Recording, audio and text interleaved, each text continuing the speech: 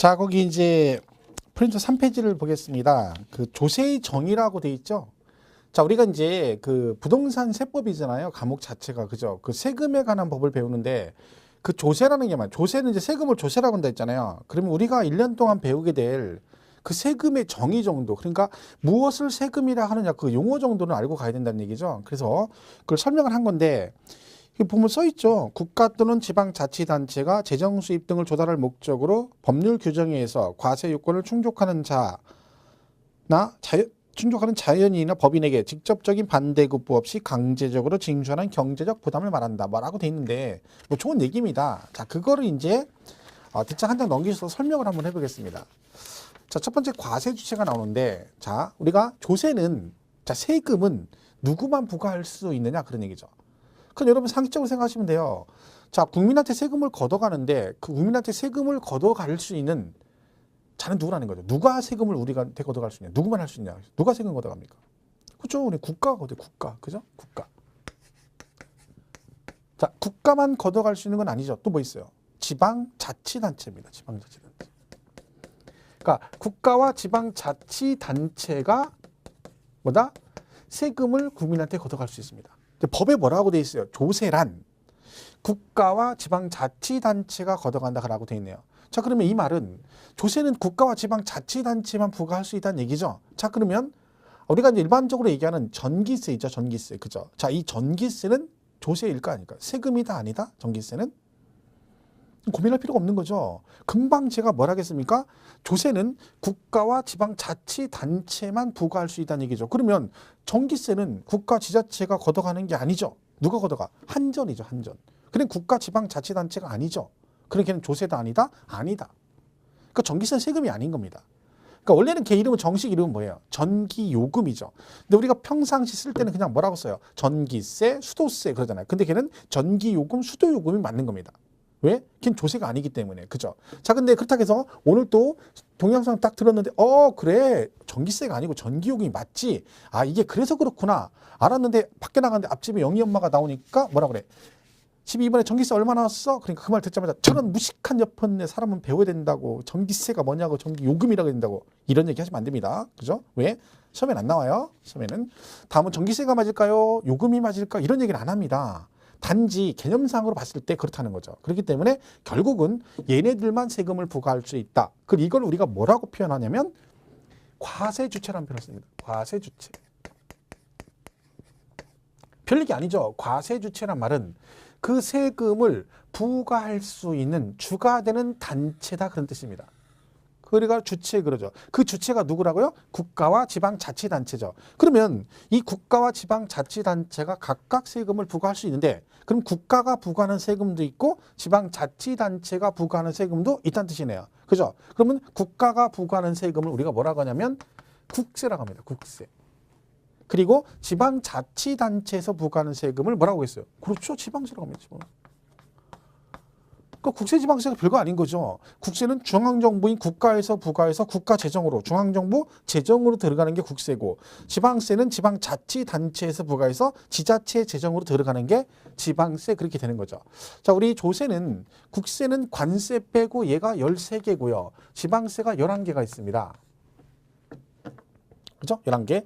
자, 그러면 만약에 시험에서 다음 중 국세인 걸 고르라. 지방세인 걸 고르라. 만약 이렇게 나온다. 그럼 여러분 공부할 때 그 문제를 맞추려면 이 국세와 지방세 24개를 전부 다 암기를 해야만이 그 문제를 맞출 수 있나요? 그건 아니죠. 왜? 어차피 얘는 두 개 상대적인 개념이니까 이거 두 개 중에 하나만 알면 되는 거죠. 예를 들면 지방세 하나만 정확히 알면 그거 아닌 건 전부 다 뭐겠어요? 국세다 이렇게 가시면 되는 거죠. 자, 나중에 또 설명하게 돼. 자, 예를 들면 지방세가 11개인데 자, 지방세는요? 자, 우리가 배우는 게 3개나 있습니다. 지방세. 5개 배우는 것 중에 3개가 지방세입니다. 뭐? 취득세, 등록세, 재산세가 지방세입니다. 자, 기본 강의 들어가면 이거 11개 이제 할 건데 이건 외울 것도 없는 거예요. 하다 보면 다 알게 되는 거야. 왜? 일단 3개잖아요. 우리가 배우니까. 그리고 초등학생도 아는 지방세가 있어요. 몇 개만 할게요. 초등학생도 아는 지방세. 자, 지방교육세라는 게 있어. 얘는 그냥 딱 읽었을 때 지방세 같아요? 국세 같아요? 느낌에. 설마 이걸 보면서 나는 왠지 국세의 향기가 나는데 이런 사람 없겠죠. 설마 여기 써 있잖아. 지방. 그럼 지방세겠죠. 뭐 이런 것도 있어요. 그냥 지방 소득세, 뭐 지방 소비세 막 이렇게 있거든요. 지방 소비세. 그러니까 봐요. 지방 대놓고 얘기하면 그럼 다 지방세겠죠.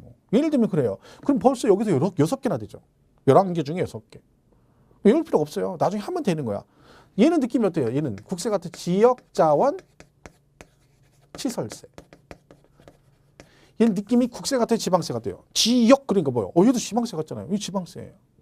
그죠? 그럼 이런 식으로 하는 거예요. 이렇게 하다 보면 다 하게 돼 있어요. 자, 어렸을 때는 명절 때 집에 가면 고향 방문을 환영하면 이렇게 써놓잖아요. 그 밑에 프랑카드에 뭐라고 붙었냐면 내고장 담배를 애용합시다. 내고장 담배를 애용합시다. 이런 게 있었어요. 근데 뭐 모르시는 분들 있는데 저는 그걸 많이 봤거든요. 그러니까 뭐 연식이 좀 돼야 되죠. 그죠? 지금은 그런 거 안 하는데 옛날에 그냥 붙었거든요. 그럼 왜 거기다가 내고장 담배를 애용합시다라고 붙였느냐? 담배를 피면 담배 소비세가 나옵니다. 담배 소비세가 세금이잖아요. 그럼 이 담배 소비세는 상식적으로 국세겠습니까? 지방세겠어요? 지방세인 거예요. 지방세니까 뭐요? 내고장 담배를 애용하자는 거예요. 왜? 이왕에 너 담배 펴서 너 몸은 훅 가는데 대신에 뭐요? 이왕이 세금은 어디다 내? 네 고향에다 내란 얘기야. 왜? 걔가 지방세니까. 국세 같으면 거기다가 지역에서 자기들 돈 들여가지고 거기다가 프레임카드에다가 내고장 담배를 애용합시다 이런 걸 안 붙여놓겠죠. 그러니까 결국에 지방세인 거거든요. 이런 식으로 가면 되는 거예요. 그러면 11개는 별거 아니에요. 그죠? 그럼 나중에 이제 제가 기본 강의할 때 할 것이고 일단 얘하고 얘만 세금을 부과할 수 있고 얘를 과세 주체라고 합니다. 그러면 이 지방자치단체는 광역자치단체가 있고 기초자치단체가 있습니다. 그죠? 그럼 광역자치단체는 우리가 아는 대로 특, 광, 도를 말하고 기초자치단체는 시, 군, 구를 말합니다.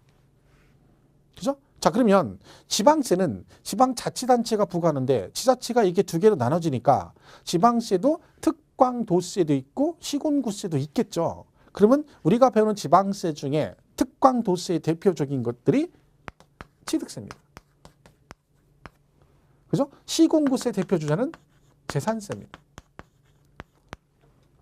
자, 그럼 이 말뜻을 이해를 잘 하시면 돼요. 왜냐면 이 기본적인 개념을 잘 이해하시면 돼요. 뭐 막 공부를 막 되게 많이 하고 깊이 한다고 되는 게 아니라 얘가 당연한 얘기를 하고 있는 거예요. 세법은 당연한 얘기를. 누가 봐도 당연한 얘기를 조문으로 만든 거예요. 자, 예를 들면 자, 특광도세라는 의미는 취득세는 예를 들면 만약에 서울시 강남구에 건물이 하나 있어요. 그죠? 자, 그걸 취득을 하게 되면 서울시 강남구에 있는 건물을 취득하게 되면 취득세를 내겠죠? 그럼 그 취득세는 강남구 재정으로 들어가느냐 아니면 서울특별시 재정으로 들어가느냐 그 얘기입니다. 어디 들어간다? 그죠? 서울특별시 재정으로 간다는 얘기입니다. 이 그 뜻이죠. 광역시에서는 무조건 광역시 자체 재정으로 들어가고 경기도에서는 경기도에 있는 물건 취득하면 무조건 어디 거든 간에 어느 시에 있든 경기도 안에 있는 걸 취득하면 취득세는 어디? 경기도 재정으로 그 뜻입니다. 자, 그러면 강남구의 건물을 취득해서 취득세는 서울특별시에 줬죠. 자, 그러면 건물은 지금 어디 있어요? 강남구에 있죠. 그걸 갖고 계시면 뭐가 나와? 재산세가 나오죠. 이때 그럼 재산세는 누가 가져간다?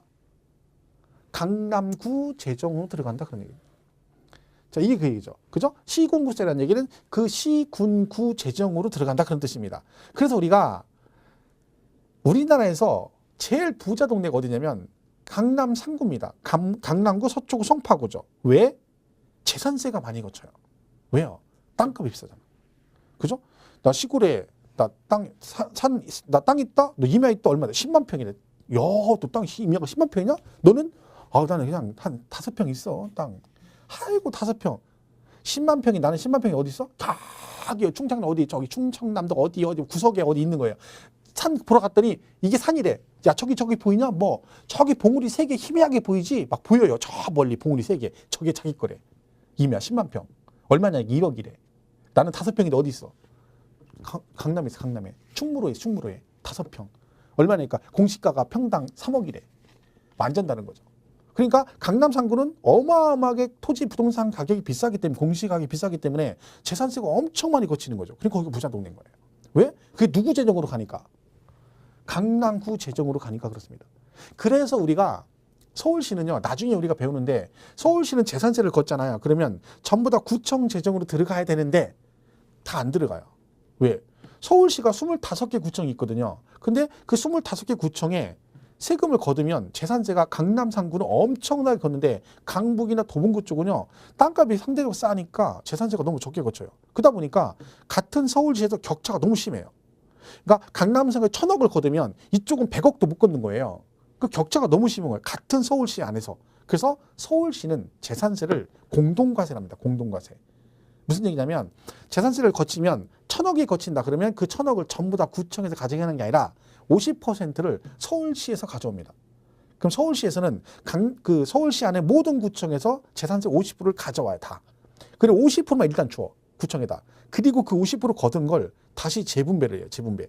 그럼 재분배할 때 어떻게 한다는 거예요? 강남 3구에서 만약에 1,000억을 걷어왔다 내가 줄 때는 1,000억 안 주고 덜 주는 거죠. 그리고 어디다 줘?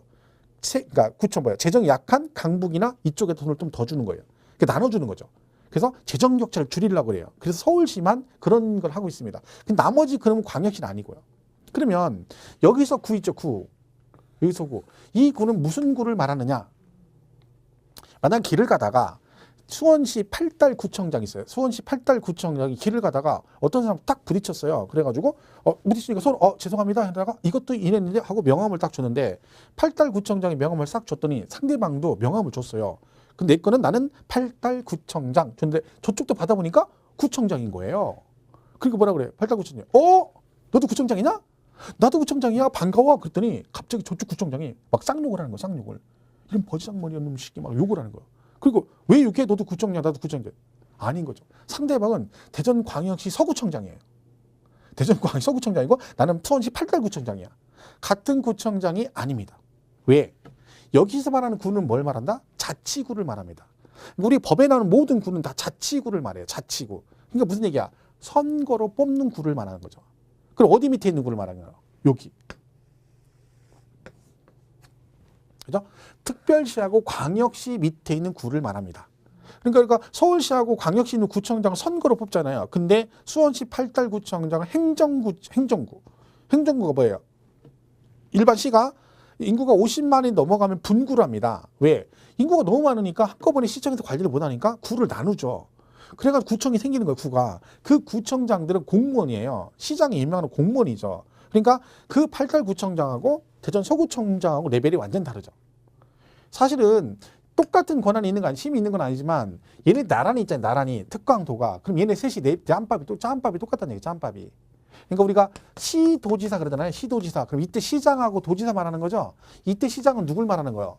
수원시장을 말하는 게 아니라 서울특별시장하고 광역시장을 말하는 거예요. 왜? 이 도지사하고 짬밥이 똑같은 시장이란 뜻입니다. 요 밑에는 뭐라고 얘기해? 시장, 군수, 보통 이렇게 해요. 시장, 군수 아니면 시장, 군수, 구청장 그러는 겁니다. 그죠? 그러니까 개념이 다른 거죠.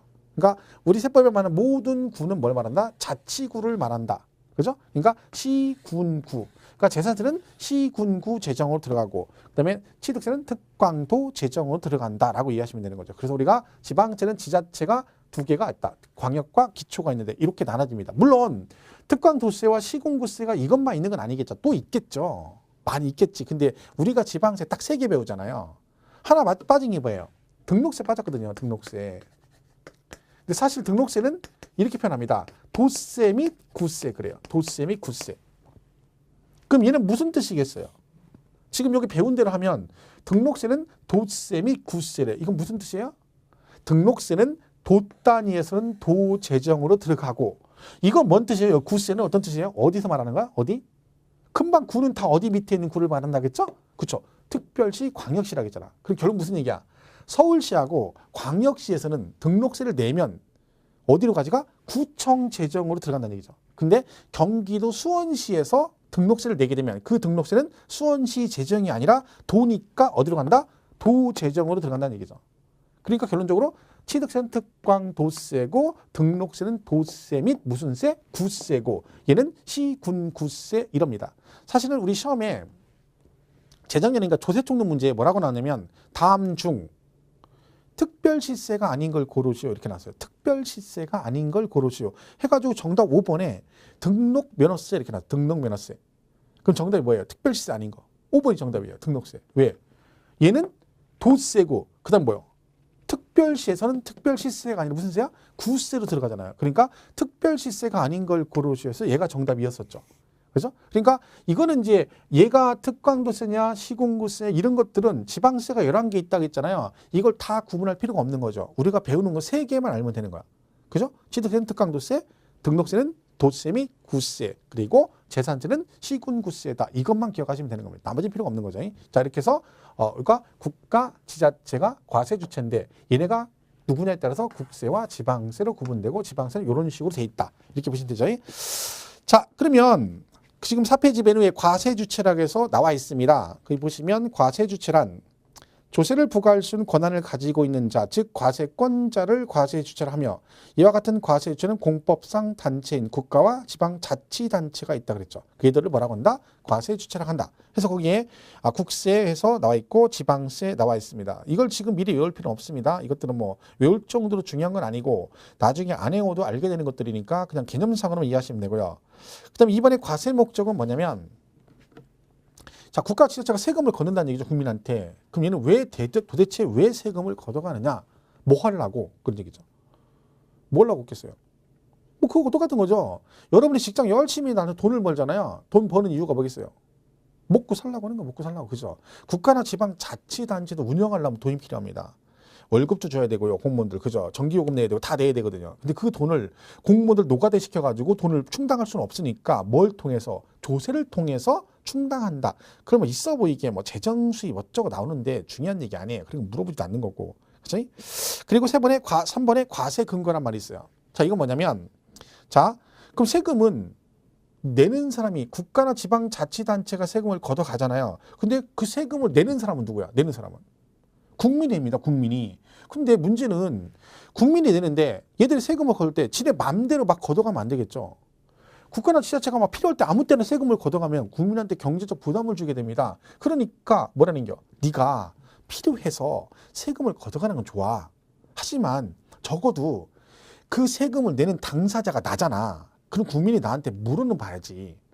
내가 이번에 이만큼 필요한데 이것 좀 걷어도 되겠니? 라고 물어는 봐야 되는데 제가 이제까지 살면서 국가 지자체로부터 이 세금 걷어도 되냐고 물어본 적, 전화 받아본 적 한 번도 없습니다. 저는. 있으면 있는 분 한번 손들어 보세요. 없지. 근데 그럼 제가 열받아가 전화해서 야, 너는 이 세금 걷는데 왜 나한테 물어도 안 보고 걷어가? 라고 하면 걔는 뭐라고 할까요? 물어봤잖아. 그러겠죠. 물어봤잖아. 언제? 누구한테 물어봤어? 얘기하죠. 얘한테 물어봤대. 얘가 누구요? 이런 사람 들어보셨나요? 네, 국회의원. 얘한테 물어봤다는 거예요. 얘한테 국회의원. 국회의원이 뭐 하는 거예요? 국민을 대표라고 뽑아준 거죠. 근데 얘들이 우리 대표 안 하잖아요. 지금도 보세요. 뭐 이런 얘기 한번 안 봐도 비디오죠. 막 지네끼 맨날 싸고 그게 일이지 뭐 국회의원들이. 그죠? 막말로 그렇게만 다른 것도 많이 하겠지만 그것만 보고 국회의원 하면 저 같은 사람이 국회의원 감입니다. 왜? 일단 인상 되잖아. 인상. 강렬한 인상. 그리고 등발 좀 대고. 그죠? 그리고 말빨 대고. 몸이 안 밀리잖아. 또 이렇게 딱 싸우면. 이런 사람이 그럼 제가 국회의원 해야 된다니까.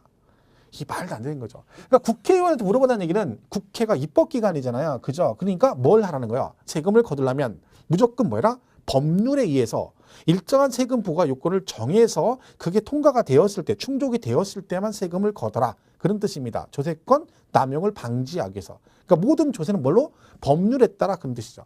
그러니까 우리가 이제 일반 시민들이 잠깐 이제 착각할 수 있는 게 뭐냐면 정부에서 뉴스에 발표를 합니다. 뭐라고? 세법 개정한다고. 그럼 예를 들면 최근에도 파리 대책 같은 거 막 발표를 했단 말이에요. 그러면 정부에서 막 이렇게 하겠대. 그럼 벌써 국민들이 막 큰일 났다 이래요. 근데 그 뉴스에 나오는 거는 정부 아니에요. 정부에서 발표한 거지. 그게 실제로 시행이 되려면 뭘 해야 돼? 국회 통과가 돼야 돼요. 법률로. 그러니까 정부에서 이렇게 하겠다 행정부에서 하는 거지. 그럼 그게 국회 상정돼서 통과가 돼야지 시행이 되는 거예요. 근데 그게 통과가 안 돼 버리면 그냥 사장이 되는 겁니다. 그런 게 의외로 굉장히 많죠. 지금 파리 대책 나온 것 중에 통과된 거 하나밖에 없습니다. 9월 달인가 통과된 거. 그죠? 서울시랑 이 조정지역은 양도세 비과세 받을 때 1세대 1주택 2년 보유에 거기다가 거주 기간도 2년 이상 해야 된다. 이게 추가된 거죠. 근데 그게 우리나라 전 지역은 아니죠. 서울시, 그다음에 경기도에 7개 지역, 부산에 7개 지역, 그다음에 세종시 이렇게 조정지역 지정한 지역이 있어요. 거기만 해당이 되는 거야. 그거는 이번에 통과됐죠. 9월 달에. 그죠? 근데 그거는 이제 내년에 우리가 시험 볼 때 시험 범위에 해당이 되니까 공부를 하겠지만 나머지 중과세 어쩌고 하는 것들은 아직 통과 하나도 안 됐습니다. 자, 그러면 걔는 언제 통과되느냐? 뭐 별다른 이변이 없으면 12월 31일 날 요때 통과됩니다. 그러니까 세법이 개정이 되거든요. 근데 기본서를 낼 때 이게 반영이 안 되는 이유가 뭐냐면 얘 때문에 그래요. 매년 통과가 12월 31일 날 돼요.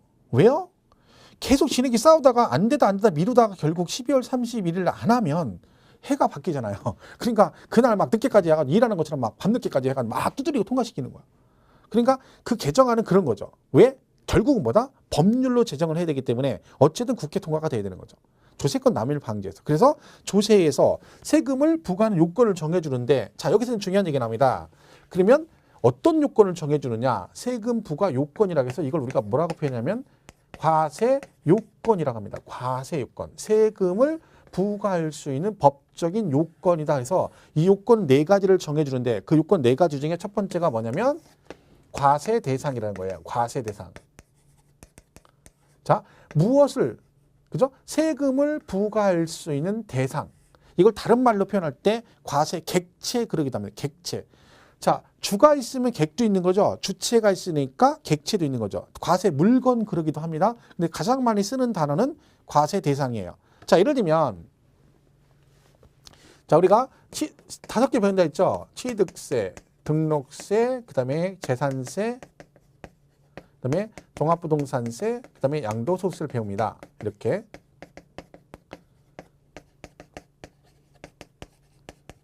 이렇게 배우죠. 5개를. 자, 그러면 만약에 여러분이 자동차를 취득하잖아요. 자동차를 사셨어요. 그럼 취득세를 내나요? 안 내나요? 자동차 사면? 당연히 내죠. 그럼 자동차 등록할 때 등록세 내나요? 내야 되죠. 그죠? 자, 그러면 그 자동차를 가지고 계시면 재산세 내나요? 재산세?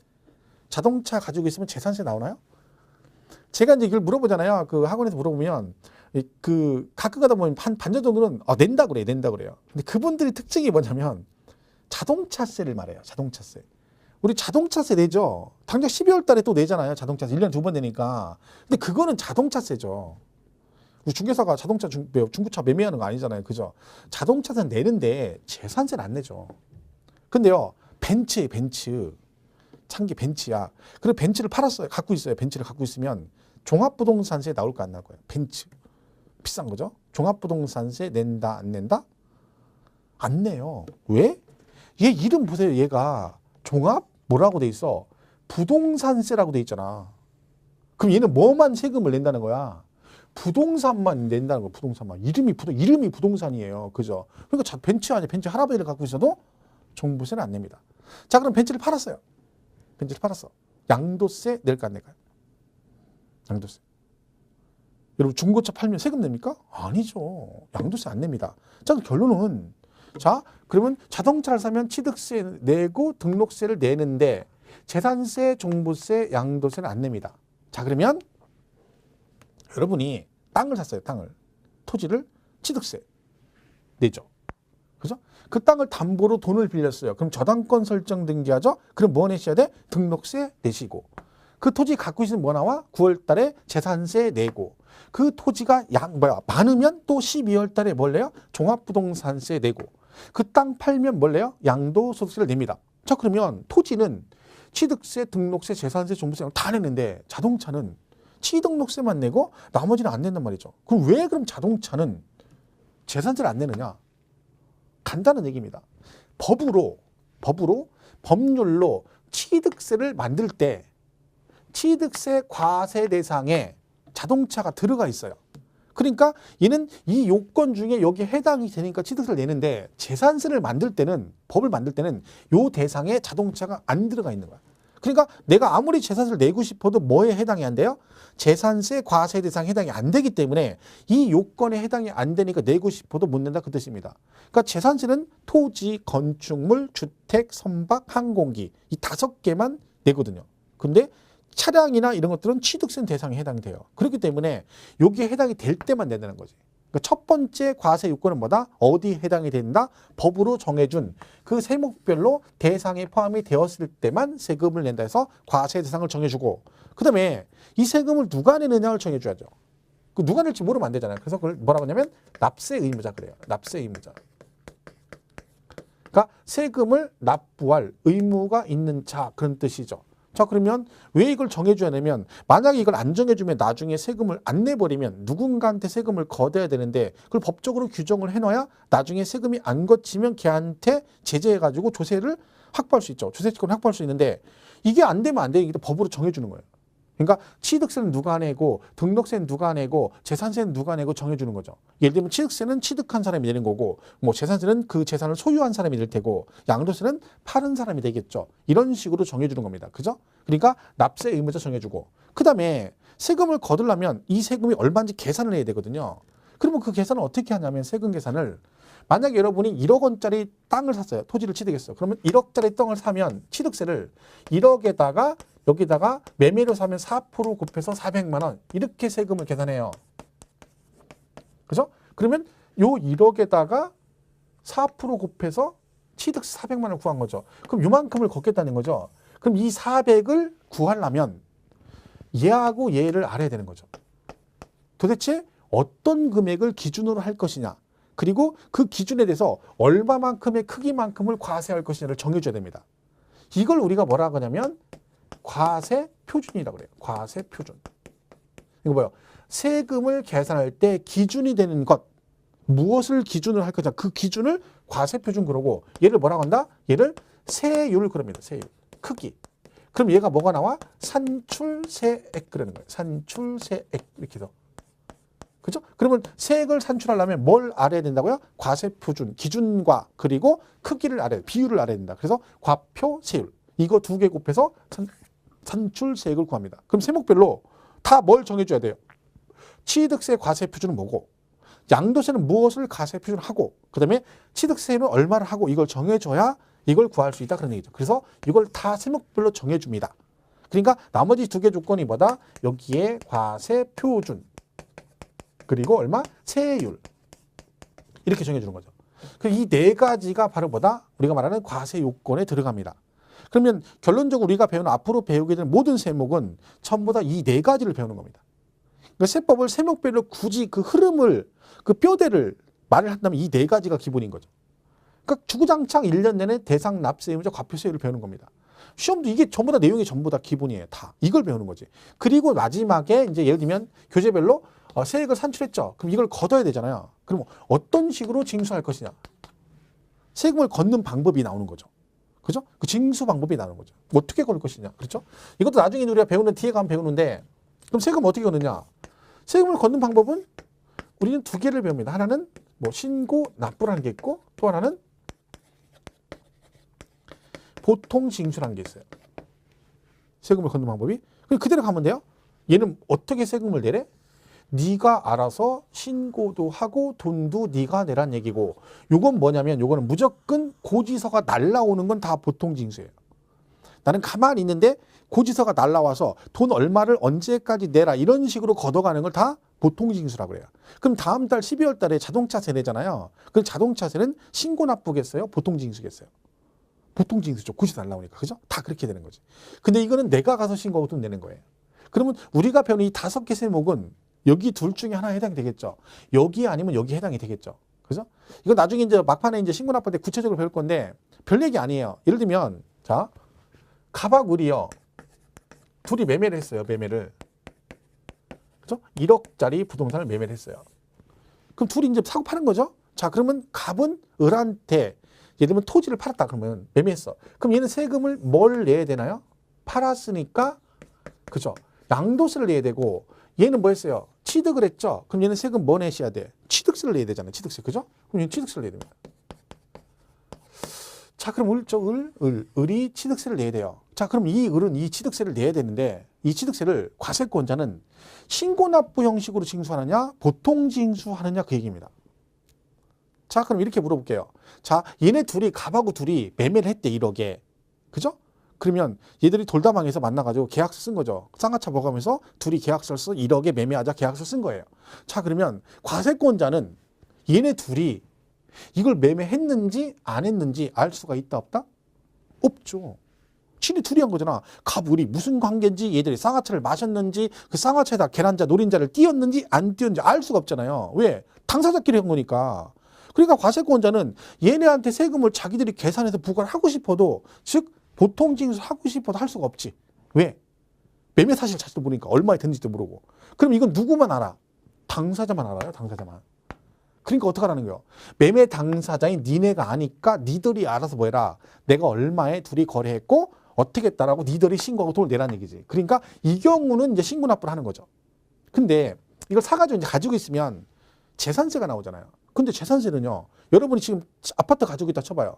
그러면 재산세를 내는 여러분이 가가지고 이 재산세 얘가 건물이 얼마다라고 신고할 수가 없죠. 왜? 거래 금액이 없잖아. 그냥 가지고만 있는 거죠. 내가 지금 1년, 2년 계속 갖고 있어요. 근데 거래를 안 하는 거잖아. 보유만 하고 있잖아요. 근데 거래 금액이 없는데 여러분이 매년 가가지고 재산세 신고할 수는 없겠지. 그죠? 그러니까 나는 신고를 못 해. 그럼 누가? 과세권자가 지들은 나한테 세금을 걷어가야 되니까 어떻게 한다? 자기들이 세금을 계산해서 나한테 보내주는 겁니다. 그죠? 그래서 뭐가 나와? 고지서가 나온 거야. 그러니까 우리가 보유할 때 내는 세금 있죠? 뭐 재산세와 종합부동산세는 보통징수 고지서가 나오는 거예요. 근데 사고 팔 때 내는 세금은 거래 당사자만 알기 때문에 뭐를 해? 신고 납부를 하게 되는 겁니다. 그래서 결론적으로 이 5개 중에서 취득세와 등록세와 양도세, 사고 팔 때 내는 세금은 신고 납부를 하는 거고, 그죠? 그리고 뭐 보통징수, 뭐 보유세인 재산세와 뭐 종합부동산세는 뭐라는 게요? 보통징수에서 고지서가 나온다. 그런 뜻입니다. 해서 우리가 이렇게 나눠지겠죠. 그러니까 이런 것들이 이제 요 4개를 기본으로 하고 그다음에 그 마지막 파트에 항상 이런 식으로 어떤 식으로 세금을 내느냐 이걸 나옵니다. 그리고 이걸 안 냈을 때는 어떤 식으로 하겠다라는 제재 같은 게 나오게 되는 거죠. 그 내용이 쭉 연결돼서 진행이 되는 겁니다. 그죠? 그러니까 요 4가지를 우리가 뭐라고 한다? 과세 요건이라 한다. 앞으로 엄청 나옵니다. 이거는 뭐 그죠? 1년 내내 이것만 하는 거니까. 그죠? 이렇게 해서 요거를 과세 요건 그럽니다. 자, 그럼 이 요건을 충족하면 세금을 내면 되는데 만약에 세금을 내다 보면 뭐 세금을 많이 내는 사람도 있고 뭐 적게 내는 사람도 있겠죠. 그죠? 어떤 사람은 1년에 10억 내고 누구는 100만 원 내고 그래요. 자, 그러면 10억 낸 사람은 세금을 많이 냈으니까 야, 넌 돈 10억씩 내서 세금을 1년 동안 고생했네. 그럼 국세청에서 막 와가지고 막 금일봉 같은 거 주고 그럽니까? 그런 건 아니죠. 왜? 조세는 납세 의무는 국민의 4대 의무 중에 하나입니다. 그러니까 당연히 세금을 내야 되는 거기 때문에 뭐 세금을 많이 냈고 적게 냈다 그래서 개인적으로 보상 같은 걸 해준다 안 해준다? 안 해준다. 당연히 안 해주는 거죠. 그죠? 해주면 안 되는 거죠. 자, 그럼 한번 물어볼게요, 여러분. 세금은 많이 내는 게 좋아요? 적게 내는 게 좋아요? 예를 들면 그럼 이제 물어보면 이제 얼떨결에 뭐라고 하냐면 대부분은 적게 내는 게 좋지, 적게 내는 게. 자, 그럼 예를 들면요. 자, 나는 재산세를 100만 원 내요. 그러니까 앞집에 영희 엄마가 뭐라고 하냐면 나 큰일 났네. 이번에 재산세 100만 원 나왔어. 그러니까 내가 말하는 게 어떡한데 재산세 그렇게 많이 나와서 나는 5만 원밖에 안 냈는데 너는 재산세 100만 원이나 나왔니? 하고 걱정하고 있어. 그럼 나는 5만 원 나왔으니까 좋은 거고 쟤는 100만 원 나왔으니까 싫은 안 된 거 잘못된 거? 말도 안 되는 거죠. 세금은 무조건 많이 내는 게 좋습니다. 왜? 가진 게 많으니까 재산세가 많이 나오고 그게 많으니까 종부세도 내고 양도세도 팔았는데 남는 게 많으니까 양도세가 나오고 소득세도 소득이 많으니까 소득세가 많이 나오는 거예요. 그러니까 세금 많이 내는 꿈을 꿔야지 뭐 적게 내는 꿈을 꾸면 안 되는 거죠. 뭐 재산세 5만 원, 10만 원 내가 좋아하면 뭐예요? 재산이 그밖에 없다는 얘기잖아. 그죠? 그러니까 여러분 꿈은 뭐예요? 재산세를 올해보다 내년보다 모레, 내년 후년에 더 많이 낸다 이런 꿈을 꿔야 되는 거야. 중개사실증 따가지고 그죠? 공부를 열심히 해가지고 어떻게 해라? 열심히 해서 부동산 해서 돈 많이 벌어가지고 재산을 막 부동산 사가지고 재산세 많이 내고 종부세 많이 내고 이런 꿈을 꿔야 돼요. 상가 사서 임대소득에 소득세 내고 이래야 되는 거죠. 세금 많이 내는 게 좋은 거죠. 그러니까 저는 이제 꿈이 딱 하나 있습니다. 소득세를 많이 내는 게 꿈이에요. 혼자 뭐 로또 되면 혼자 1등 돼가지고 그죠? 혼자 1등 되면 한 30몇억 한 100억이면 막 30몇억 세금 나가거든요. 30몇억 내도 내가 1등 혼자 내는 게 좋지. 그죠? 소득세 좀 내려고 막 난 너무 많이 내 세금 1등 됐더니 19명이에요 1등이. 옛날에 로또 1등 19명 된 적 있어요. 야, 그 사람들은 얼마나 실망스럽겠어요. 처음에 됐을 때는 야, 인생 폈구나. 이제 내 인생 이제 바뀌는구나. 그럼 꿈이 집도 사고 차도 사고 막 이러려고 했더니 봤더니 19명이야. 그러면 받는 돈이 세금 떼고 몇 억 안 됩니다. 사람 너무 많으니까. 그죠? 1등 혼자 돼야 되는 거지. 지난주가 지지난주 3명 됐었거든요. 그러면 한 6, 70억 되죠. 한 명당 60억 이상이 되니까. 그래야지 돈이 남는 거지. 그러니까 세금 무조건 뭐예요? 많이 내자. 그런 꿈을 꿔야 됩니다. 그러니까 여러분 내년 꿈은 올해보다 세금을 더 많이 내자. 소득세도 많이 내고 뭐 재산세도 많이 내자. 이런 꿈을 꿔야 된다. 그죠? 그런 꿈을 꿔야 됩니다. 해서 그 개인적 보상 같은 건 안 해준다. 해서 교재에 보시면 다시 3번에 그 과세 근거라고 돼 있죠? 그죠? 과세인 거. 그러면 조세는 법률에서 정한 과세 요건을 충족한 경우에 한하여 조세 채권이 성립한다. 이와 같은 과세 요건은 쭉 설명이 돼 있어요. 별 중요한 얘기 아니고요. 그 바로 밑에 손가락질하고 있죠? 과세 요건이란 그때 줄에 보면 과세 대상, 납세 의무자, 과세 표준, 세율이 이에 해당된다. 이 네 가지를 우리가 뭐라고 한다? 과세 요건이라고 한다. 4번의 무보상성은 개인적으로 보상해준다, 안 해준다, 안 해준다 그 얘기고요. 그 다음에 세금을 다 계산했어요. 그럼 이걸 내야 되잖아요. 내야 되잖아요. 그죠? 그럼 세금을 징수를 할 거냐? 그럼 세금은 뭘로 낼까요? 세금 뭘로 내야 돼? 뭘로 내겠어요? 뭐니 해도 뭐니가 최고다 뭐요? 현찰박치기, 현찰박치기.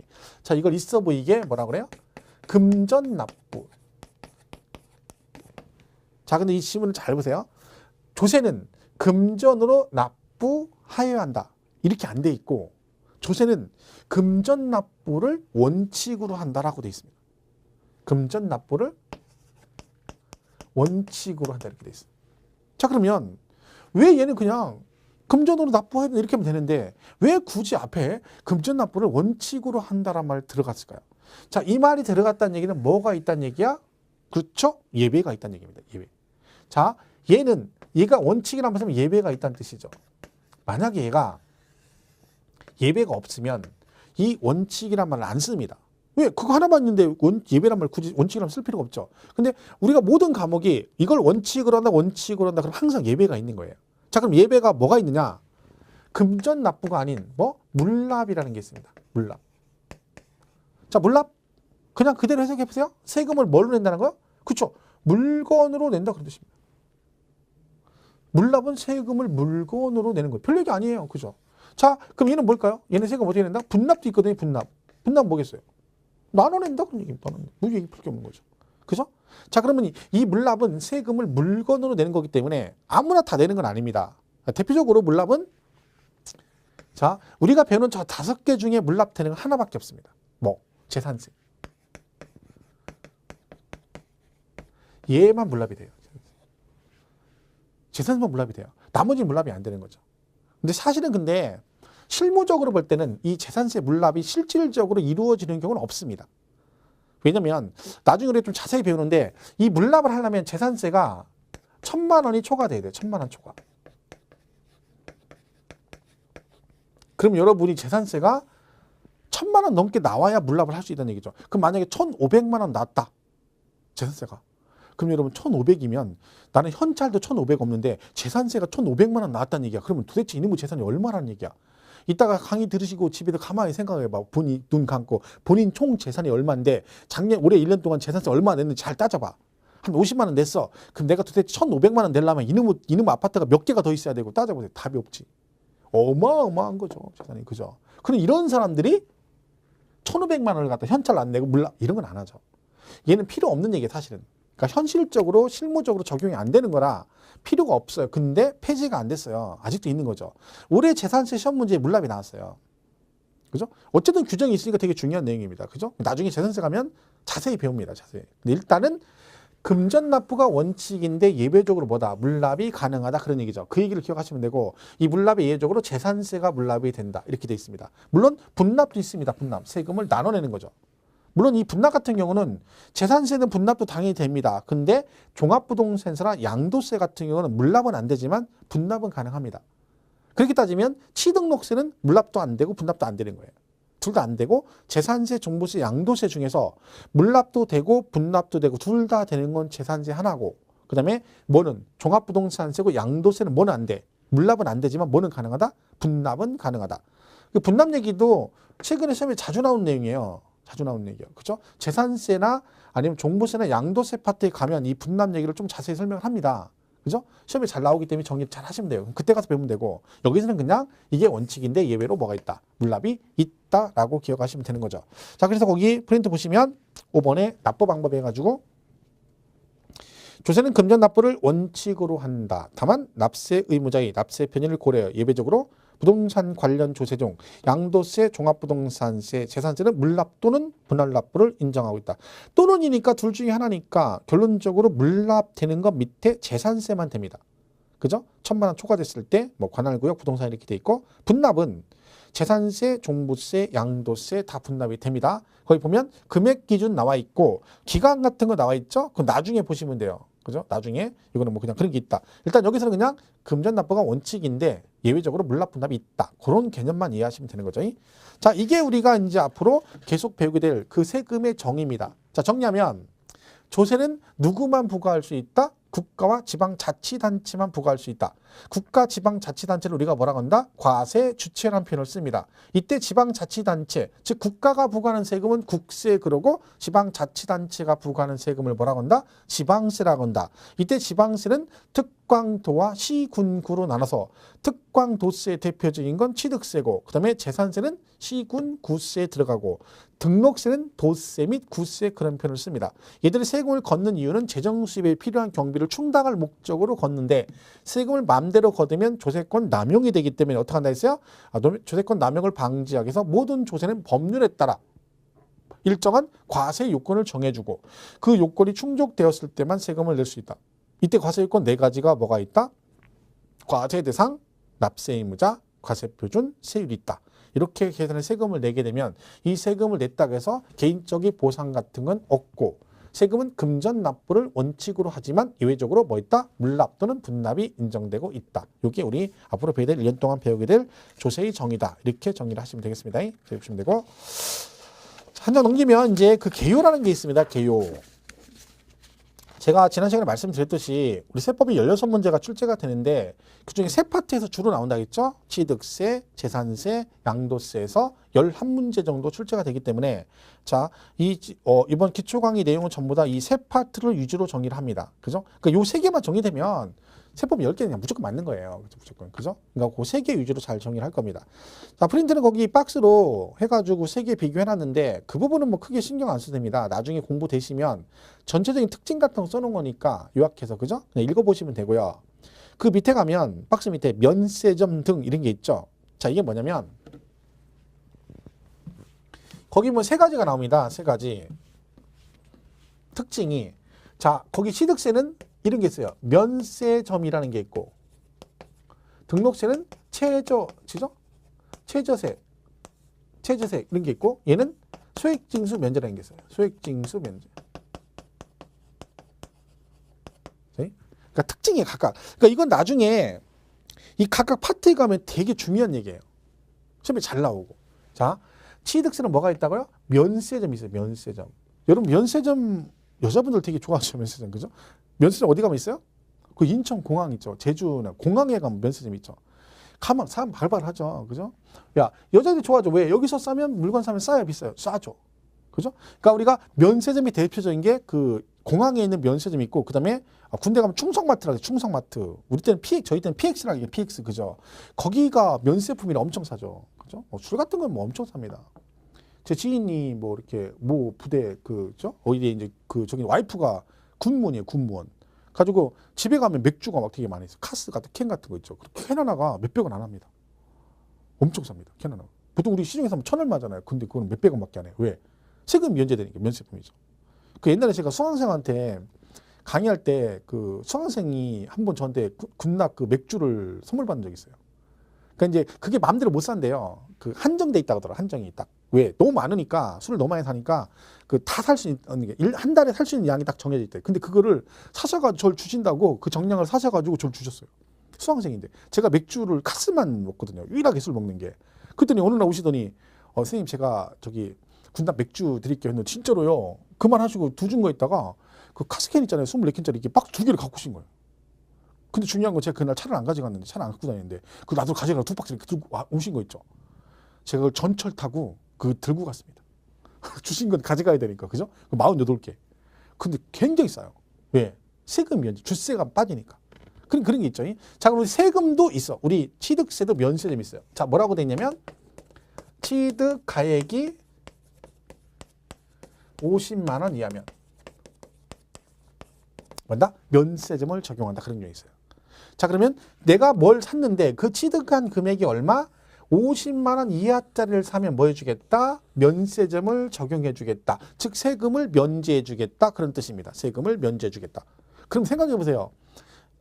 말은 딱 보면 언뜻 보면 뭔가를 깎아주겠다는 얘기인데 세금 부과를 안 한다는 얘기인데 50만 원 이하면 50만 원 이하짜리가 여러분 땅을 샀다 쳐봐. 그럼 얼마 샀다? 이만큼 샀다는 거죠 땅을. 왜?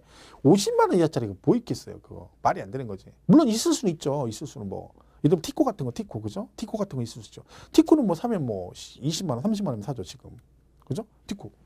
그런 것도 있을 수 있겠지만 이거는 규정만 있는 거죠. 50만 원 이하까지는 뭐한다? 면세점을 적용해서 취득세 부과를 안 하겠다. 그런 얘기고 그 다음에 등록세는 이런 게 있어요. 6천 원 미만이면 6천 원을 그 세에 고란다. 그러니까 이는요. 등록세는 세금을 안 걷는 게 아니라 내가 등록세 계산할 때 5천 원 나왔어요. 그럼 얼마를 내란 얘기야? 6천 원을 내란 얘기야. 그러니까 이는 기본 요금이에요. 우리 택시 타면 엉덩이 딱 붙이면 기본 요금 딱 올라가듯이 내가 등기하려고 가면 무조건 주머니에 얼마나 있어야 되는 거예요? 6천 원 있어야 되는 거예요. 왜? 5천 원 나와도 어차피 얼마 내야 돼? 6천 원은 내야 된다. 왜? 얘가 등기를 내주잖아요. 그러니까 내가 최소한의 요금은 받아야 된다는 거야. 그 금액이 6천 원이에요. 그러니까 이거는 6천 원 미만이면 징수를 안 하는 게 아니라 뭔다? 오히려 6천 원을 내야 된다. 이것도 나중에 등록세 파트 가면 되게 중요한 기본 개념입니다. 그 다음에 재산세는 소액징수 면제라는 게 있어요. 소액징수 면제. 자, 그대로 가면 소액은 징수를 한다, 안 한다? 안 한다. 그런 뜻이에요. 재산세에서. 자, 그럼 이때 소액이 얼마냐면 2,000원 미만 이렇게 돼 있어요. 2,000원 미만.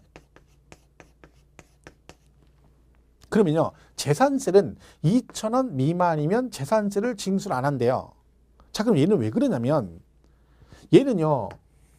보통징수에 있어요. 보통징수에. 즉 고지서가 나가는 데에만 있는 거예요.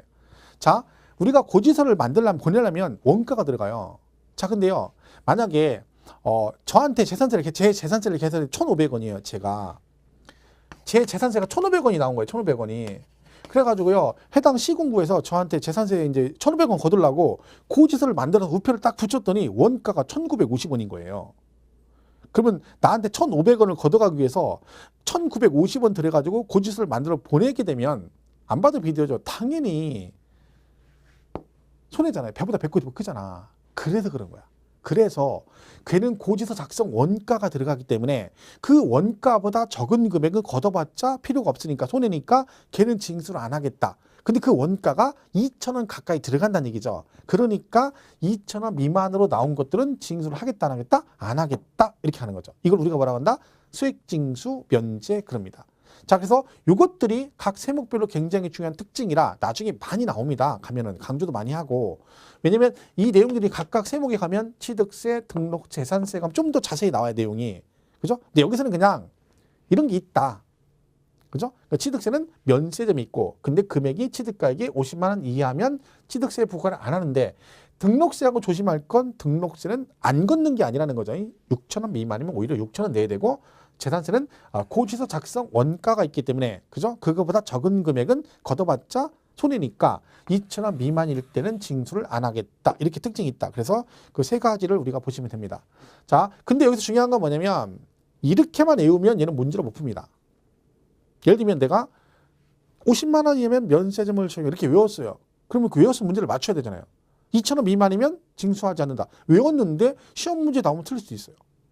왜? 시험을 그렇게 내요. 2천 원이면 2천 원 미만 이렇게 안 물어보고 그럼 2천 원이면 이렇게 물어봐요. 50만 원이면 6천 원이면 이렇게 물어봐요. 그러면 나는 외울 때 2천 원 미만이면 징수하지 않는다 이렇게 외웠으니까 시험 문제는 어떻게 나와야 돼? 2천 원 미만이면 재산세를 징수하게 안 하게 이렇게 물어보면 나는 2천 원 미만이 징수 안 해 이렇게 답을 쓰려고 기다리고 있었는데 갑자기 뭐라고 물어봐요? 2천 원이면 징수하게 안 하게 이렇게 물어보는 거야. 그럼 갑자기 황당하죠. 그래서 문제가 그렇게 나옵니다. 그래서 우리가 그 내용 정리를 잘해야 되는 거예요. 즉 이상 이하 미만 초과에 대한 내용을 잘 이해를 하십니다. 이상 이하 미만 초과. 자, 이거는 제가 거기 우리 프린트 보면 면세점 해가지고 1번 취득세, 재산세, 등록세 이렇게 써있죠. 그리고 4번에 가면 이상 이하 초과 미만이 나옵니다. 그죠? 자, 이거는 여기까지 정리하시고 잠깐 쉬었다가 그 부분에 이상 이하 미만 초과에 관한 좀 더 정리를 하겠습니다. 왜 이 부분이 정확히 이해 못하면 문제 다 외워놓고 문제를 틀릴 수도 있어요. 되게 쉬운 개념인데 의외로 헷갈리는 분이 되게 많아요. 그래서 확실히 정리를 하고 가야 됩니다. 그래서 쉬었다가 그 부분부터 다시 정리를 하도록 하겠습니다.